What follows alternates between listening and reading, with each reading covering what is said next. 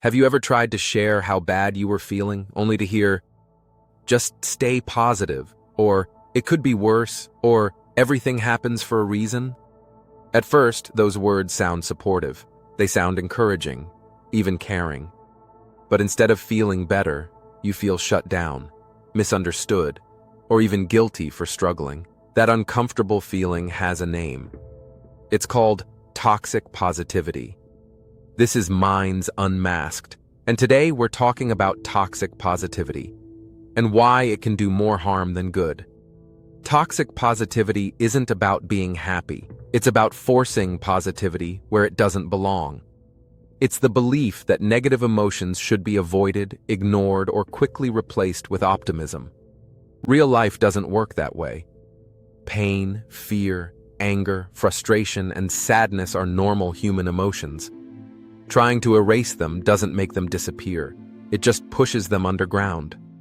Toxic positivity often shows up during difficult moments: grief, burnout, illness, trauma, relationship problems, or emotional stress. Instead of being allowed to feel, you're told to reframe, smile, or move on. You're encouraged to look on the bright side before you've even had a chance to acknowledge how much something hurts. And that creates emotional confusion. In workplaces, toxic positivity can be especially damaging. You might hear things like, "At least you have a job," or "We just need to stay positive as a team." Stress, exhaustion, and overload are reframed as attitude problems instead of real issues. Employees learn quickly that honesty is risky.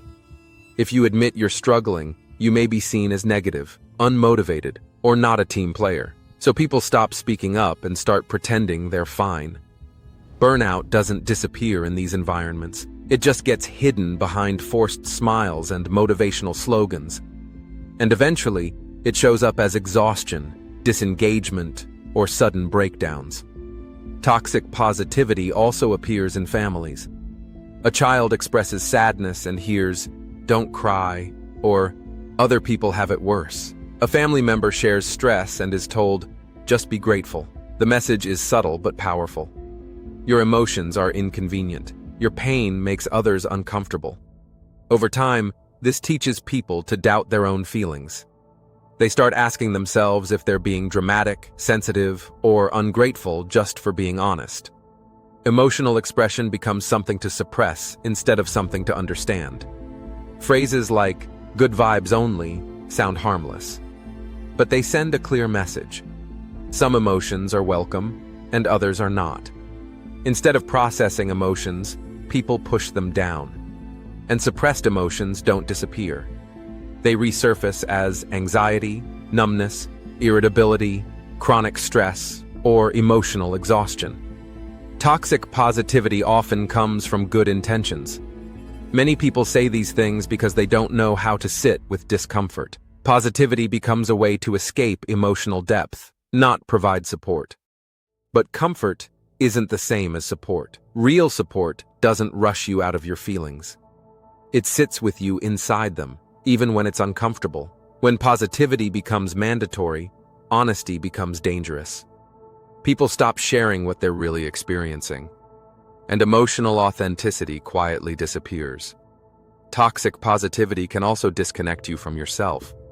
If you're constantly told to stay positive, you may stop trusting your own emotional signals. Pain becomes something to fix instead of something to listen to.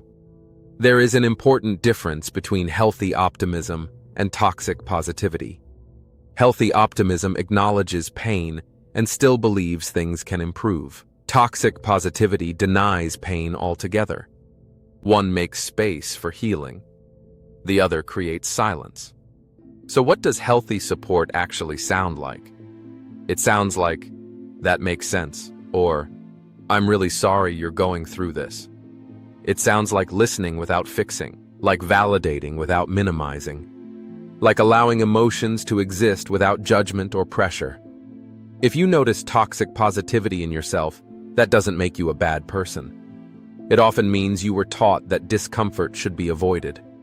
Awareness is the first step toward change. And if you're on the receiving end of toxic positivity, know this: You are not weak for feeling deeply. Your emotions don't need to be justified to be real.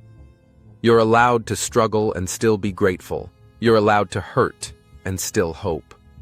Both can exist at the same time.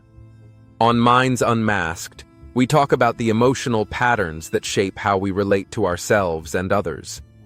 Not to shame positivity, but to make room for honesty. Because real healing starts with being seen. Share this video with your friends to spread awareness. Tell us about your own experiences in the comment section. What's the most unhelpful positive thing you've ever been told? If you have ideas for future videos, feel free to comment with your suggestion down below. This is Minds Unmasked. Like, subscribe, and click the bell. 3 new videos are coming your way every week. Join me. Let us unmask the human mind.